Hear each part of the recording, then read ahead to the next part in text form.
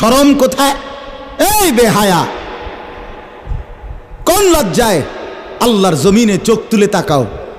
হ্যাঁ, নির্লজ্জ। ছি ছি ছি ছি ছি। মুসলমান এত আত্মমর্যাদা বোধহীন হয় কিভাবে?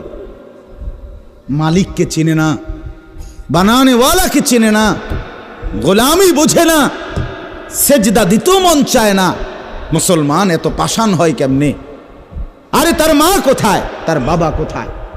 আরে তুই কোন মার দুধ খাইছত রে? তোরে কি মা দুধ খাওয়ায় নাই? তুই কি বাবার হাতে বড় হও নাই? তুই কি মুসলমানের ঘরে জন্ম নেও নাই? হায় না ফরমান। মা বাপগুলোকে বললাম, কি ফুতেরে মা আমনে দুধ খাওয়াইলেন? এই অপদার্থ তো সেজদাও দেয় না। হ্যাঁ, এই বাপ, কাল লাগে বিল্ডিং বানাইলেন? এই হাইওয়ান তো সেজদাও দেয় না। কাল লাগে সোফা বানান, মাতবুরি দেখান, সাদোয়ানে বইয়া গপ মারেন, জিফুত লইয়া বালা আসি। কিতা বালা? এ ফাঙ্গাস আর তেলাপিয়া খান যে, এ কারণে বালা। হ্যাঁ, এ ফার্মের মুরকা আর কক মুরকা, দুন্দুল আর করলা, দৈন্যাত আর কাঁচামরিচ, টমাটো আর এ শশা,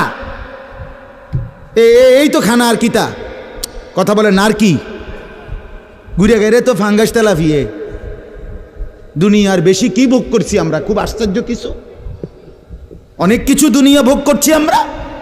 এটুকু দুনিয়া ভোগ করছেন বলে এ ফান কদ্দুর খান, বিড়ি খান, চা খান, বন খান, টেলিভিশনে মানুষের বেডির নাচ চান।